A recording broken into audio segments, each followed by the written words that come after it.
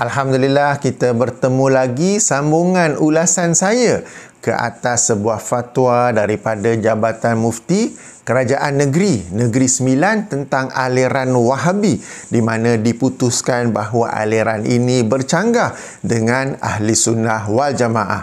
Tuan-tuan dan puan-puan, Assalamualaikum warahmatullahi wabarakatuh.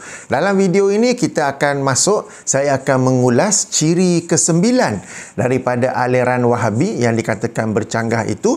Sebelum itu saya ingin membuat satu pembetulan, di mana dalam video yang nombor 8, ketika saya mengulas ciri nombor 8, saya tersalah sebut sebagai Jabatan Mufti Kerajaan Negeri Selangor. Padahal yang betul ialah Jabatan Mufti Kerajaan Negeri Sembilan. Okey, pembetulan di situ. Baik. Kali ini kita masuk ke ciri nombor 9. Ciri Wahabi nombor 9 yang dikatakan bercanggah dengan Ahli Sunnah wal Jamaah, iaitu menolak kefahaman dan amalan tarikat tasawuf yang muktabar. Tuan-tuan dan puan-puan yang dirahmati Allah, jika sesuatu tarikat tasawuf atau kumpulan atau aliran atau kefahaman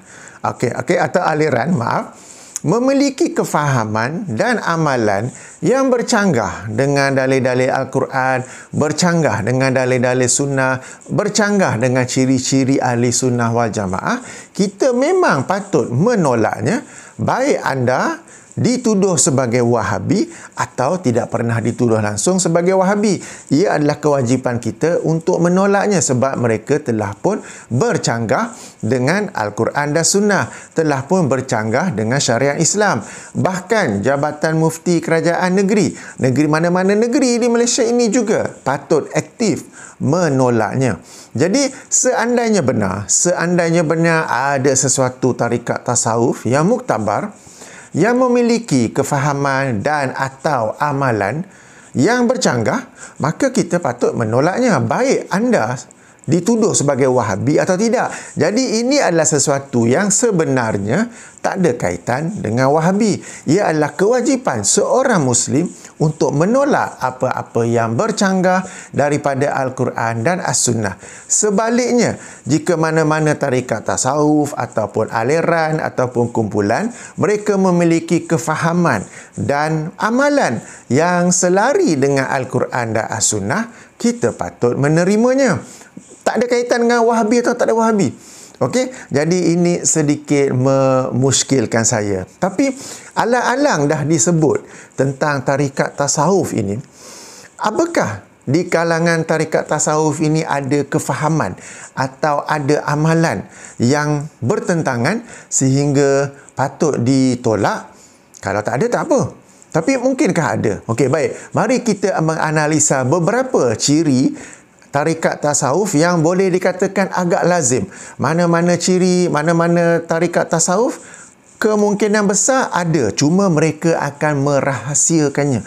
Kenapa merahsiakannya? Sebab kalau orang-orang awam, kita ni orang awam, okey, level yang basic, mengetahui tentangnya, sudah tentu kita akan menolaknya. Maka mereka tidak akan menceritakan tentangnya. Dan kalau cerita terbongkar sekalipun, mereka akan kata kamu belum sampai level untuk memahaminya.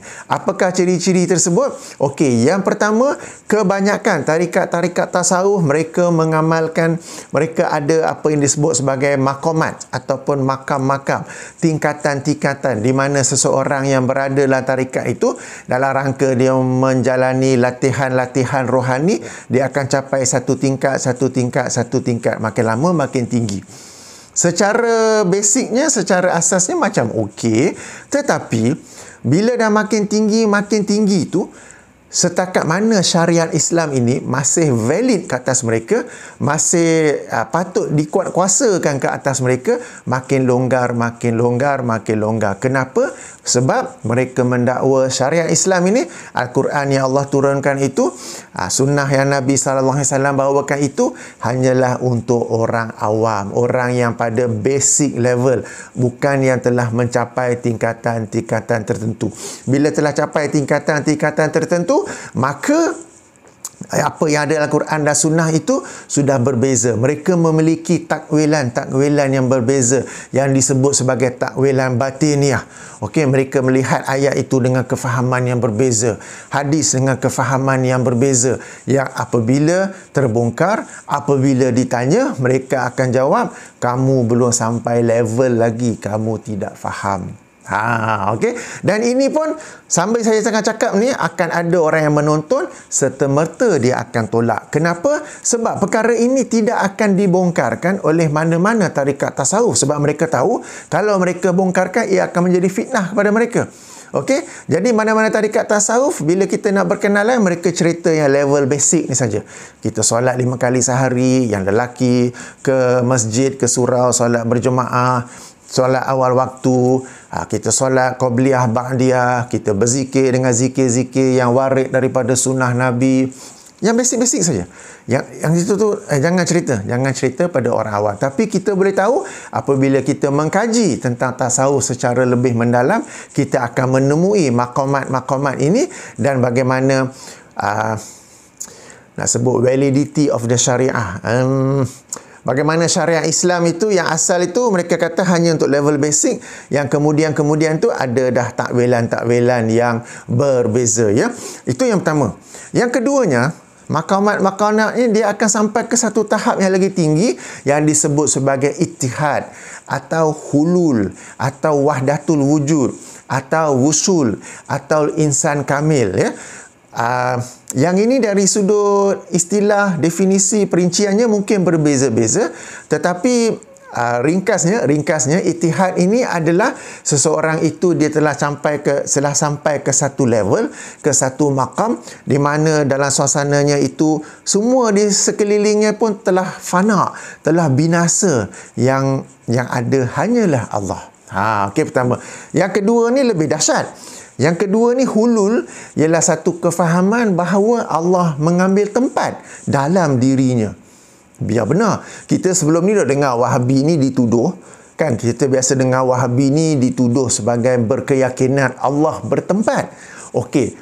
Pada waktu yang sama, in front of our eyes, ada satu kefahaman di kalangan tarikat-tarikat tasawuf yang disebut sebagai hulul, di mana mereka berkeyakinan Allah mengambil tempat dalam tubuh badan manusia. Begitu sekali, ya. Kemudian adanya wahdatul wujud, semuanya tidak wujud kecuali Allah. Okey, bila sudah sampai ke makam ini, mereka tidak perlu lagi solat. Kenapa? Allah tidak solat kepada Allah. Allah tidak sujud kepada Allah. Allah tidak dalam semua ibadah tu lah, kan. Kemudian dari sudut pelaksanaan syariat Islam pun dah jadi totally different. Boleh melihat aurat sebagai contoh. Kenapa? Sebab saya bukan melihat sesuatu yang dilarang. Saya sebenarnya sedang melihat keindahan ciptaan Allah. Bila nampak bentuk badan apa semua tu, kan, saya sedang mengecapi, sedang melihat, sedang menghargai keindahan ciptaan Allah. Sebab pada saat itu bagi mereka tidak wujud apa-apa kecuali Allah. Jadi sudah jadi totally berbeza. Demikianlah dengan lain-lain perintah larangan agama, mereka memiliki tafsiran yang berbeza sebab mereka kata kononnya yang mereka lihat, yang mereka faham hanyalah Allah. Sebagai contoh dari sudut cara berurus niaga ke duit yang berkaitan dengan duit ke apa ke, kami tidak lihat itu sebagai rasuah. Kami lihat itu adalah rezeki daripada Allah. Sebagai contoh. Tidak akan diakui oleh mana-mana kecuali jika anda betul-betul mengkaji. Kecuali apabila ada orang yang telah bertaubat, dia keluar, dia akan menceritakan perkara-perkara ini, ya. Bila telah sampai makam-makam inilah akan ada perkataan ana haq. Padahal itu sepatutnya Allah, ya. Tidak lagi zikir subhanallah, maha suci Allah, tak, maha suci aku dia punya zikir, ya. Bukan lagi Allah maha besar, tetapi akulah maha besar. Sebab dia merasakan dia telah pun bersatu dengan Allah, ataupun Allah yang bersatu dengan dia. Okey, bila sudah capai makam macam ni, kita kata inilah yang kefahaman. Sebab bagi mereka ini makam yang tertinggi. Bagi kata inilah makam, bagi kita pula inilah makam yang paling besar salahnya, ya. Jadi saya tak sebut mana-mana tarikat tasawuf secara spesifik. apabila anda mengkaji, anda akan menemui perkara ini. Tapi lazimnya mereka akan merahsiakannya, lazimnya mereka akan menafikannya. Bahkan ya, saya tengah buat video, nanti saya upload di YouTube, di ruangan komen, anda akan temui orang-orang yang menafikannya. Menafikannya baik kerana mereka tak tahu, baik mereka sudah masuk mana-mana tarikat tapi masih lagi berada di level yang umum. Dia sebut umum ke awam ke, belum sampai ke level yang khusus dan sebagainya. Mereka belum sampai lagi kepada takwilan-takwilan yang pelik-pelik, takwilan-takwilan batiniah. Okey. Jadi ini kefahaman-kefahaman yang perlu ditolak, bukan sahaja oleh mereka yang dituduh sebagai Wahabi, tetapi juga oleh mereka yang tak ada kaitan langsung dengan Wahabi. Okey, cuba kaji Ittihad, Hulul, Wahdatul Wujud, Wusul, Insan Kamil ya. Mana-mana tarikat pun ada. Mungkin perinciannya berbeza-beza, cara untuk mencapai makam itu berbeza, tingkatan-tingkatannya itu berbeza. Jalan, okey, jalan ataupun jalan seorang sang salik itu pun berbeza, kaedah suluknya itu berbeza, tapi itu yang mereka punya target yang tertinggi. Padahal tuan-tuan dan puan-puan, kita ada contohnya pada zaman Rasulullah sallallahu alaihi wasallam, sahabat yang makamnya sangat tinggi, tapi mereka ni lagi tinggi makam, lagilah mereka berusaha untuk mentaati syariat Islam sepenuhnya. Lagi tinggi makam tu sebenarnya lagi. Bukan nak kata syariat tu is no more relevant to us, no more valid to us. Tak. Lagi tinggi makam mereka tu, lagilah mereka bersungguh-sungguh untuk mengikuti Al-Quran dan Sunnah. Kita ada contoh para sahabat yang mulia sebagai contoh Abu Bakar As-Siddiq, Umar Al-Khattab, Uthman Ibn Affan, Ali bin Abi Talib. Mereka ni kita boleh kata makam tinggi, tetapi lagi tinggi makam mereka itu, lagi bersungguh-sungguh mereka berusaha untuk mentaati every single perintah larangan daripada Allah dan Rasulnya. Okey, jadi berbeza di situ. Baik, tadi tentang kefahaman. Bagaimana pula dengan amalan? Okey, dalam bila sebut tentang amalan dan dikaitkan dengan tarikat tasawuf, biasa kita tahu tentang bagaimana mereka berzikir. Sebab bagi tarikat tasawuf, amalan zikir ni sangat penting. Okey, dengan bilangan-bilangan yang sangat besar apa semua tu. Okey, dan bila berzikir ni, salah satu yang kita sama-sama tahu yang no more a secret ialah berzikir sambil menari. Bahkan ada yang pakai baju yang ada skirt itu, sambil itu berpusing-pusing supaya skirt tu kembang jadi nampak macam payung ke something like that ke apa ke ya. Dan mereka memiliki ada sejumlah dalil untuk menjustifikasikannya, untuk menghasanahkannya. Dan saya alhamdulillah dalam buku ini 90 pelajaran tentang bid'ah ada menulis tentangnya ya. Ada satu bab khas yang berjudul mengkaji amalan zikir sambil menari. Saya menghimpun dalil-dalil, hujah-hujah yang mereka kemukakan untuk menjustifikasikan amalan zikir seperti itu. Lalu saya menerangkan kesalahan dalil-dalil tersebut satu persatu ya. Buku ini tuan-tuan dan puan-puan boleh muat turun secara percuma, edisi PDF. InsyaAllah saya bagi link di bahagian description nanti. Okey, baca dulu, tengok dulu PDF. Kalau minat, baru boleh pesan daripada Shopee edisi bercetak. Kalau nak yang bercetak. Kalau nak baca yang PDF pun boleh, sebab edisi PDF tu adalah komplit, lengkap. Dia bukan sekadar intro saja ya. Ada satu bab khas tentang mengkaji amalan zikir sambil menari.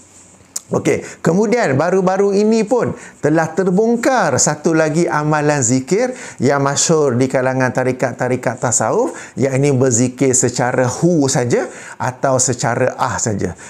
Tuan-tuan, zikir hu atau ni saya sudah lama tahu, tapi kita tak adalah bising-bising sebab ianya sesuatu yang tersembunyi. Okey, dalam tarikat-tarikat tasawuf, dalam buku saya ni saya ada kupas tentang zikir secara hu.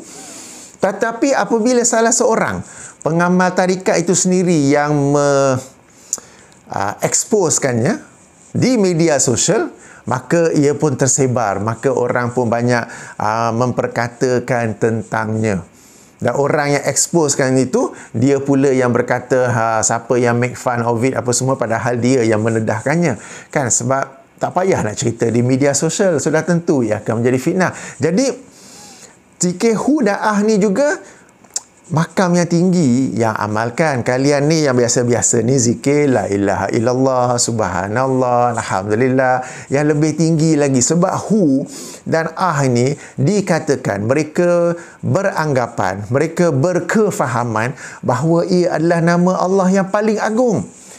Tentang hu tu, nama Allah yang paling agung. Tentang ah itu, nama Allah yang memiliki 1000 rahsia di sebaliknya.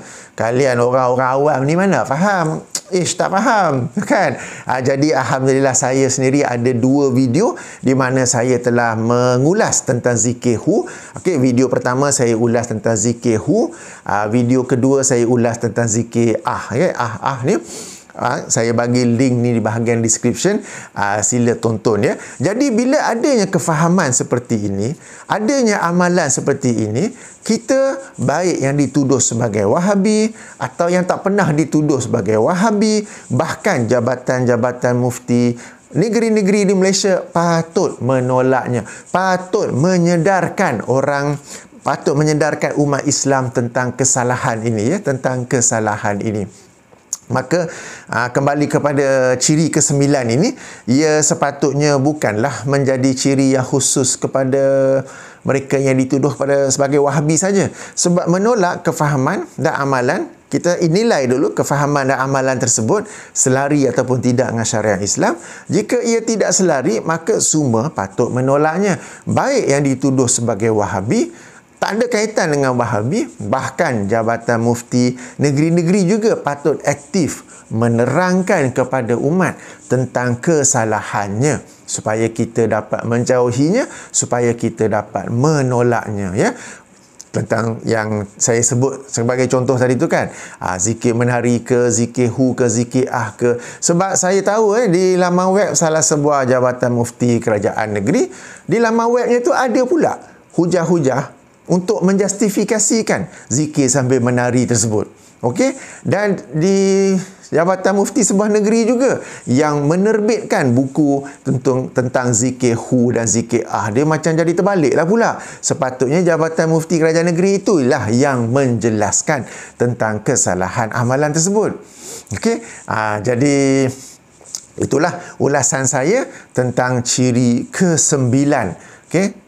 Aliran Wahabi yang dikatakan bercanggah dengan Ahlussunnah wal Jamaah. Sebenarnya tidaklah bercanggah ya. Kita mesti menolak kefahaman dan amalan yang bercanggah dengan syariat Islam, yang kalau tuan-tuan apa-apa tak pernah kaji tentang tasawuf, bila dengar saya cerita tentang ittihad, tentang hulul, tentang wahdatul wujud tadi, mesti terkejut kan? Mesti, biar benar, takkan ada kot. Kan? Kadang-kadang ada yang cuba menjustifikasikannya dengan mengatakan mereka pada ketika itu dalam suasana sedang mabuk. Suasana, bukan mabuk minum arak. Suasana sedang mabuk apa gitu, lalu yang hadir dalam fikiran mereka hanyalah Allah. Allah, sebab tu mereka berkata analah Allah. Mereka kata maha suci lah aku, apa semua. Mungkin. Tetapi in the very first place, macam mana sebut ke bahasa Melayu? Tetapi sebelum itu, siapa yang suruh kita berusaha untuk mencapai taraf kemabukan tersebut? Kan? Siapa yang suruh kita sengaja memabukkan diri sampai kita pun tak perlu solat sebab Tuhan tak solat pada Tuhan, Tuhan tak sujud pada Tuhan, sampai-sampai boleh buat perkara yang bertentangan dengan syariat sebab saya bukan melihat keindahan badannya, tak, saya melihat keindahan ciptaan Allah. Sampai-sampai mengeluarkan perkataan yang dia dan Tuhan itu sama apa semua. Kan, kalau sampai ke taraf kemabukan sehingga mengeluarkan perkataan-perkataan yang bercanggah dengan syariat Islam, sehingga mengeluarkan perkataan-perkataan yang salah, sehingga melakukan perbuatan-perbuatan yang salah, maka berusaha untuk mencapai kemabukan yang mengakibat semua itu sendiri sudah pun sesuatu yang dilarang. Boleh tangkap ke? Okey, kita dilarang melakukan perkara-perkara seperti mendakwa bersatu dengan Tuhan lah, tak perlu solat lah, sampai boleh melanggar perintah larangan agama sebab yang dilihat berbeza dengan kalian orang awam. Perkara itu sebenarnya sesuatu yang dilarang. Maka segala usaha untuk capai ke tahap itu juga dilarang. Ia bukanlah lagi sesuatu yang terpuji. Okay, so in the very first place, who asked you to try and achieve that level? And then when you are at that level, you can do all sort of nonsense. Okay. Okay. Baik. Okay, dah 20 minit dah pun. Nanti kita sambung lagi pula ya ke ciri yang ke-10. InsyaAllah kita berjumpa lagi. Subhanakallahumma wa bihamdika asyhadu an la ilaha illa anta astaghfiruka wa atubu ilaika. Jangan lupa ya, nanti di bahagian description tonton 2 video saya tentang zikir hu, zikir dan boleh muat turun edisi PDF. Percuma saja buku ini untuk kita kaji tentang zikir secara menari.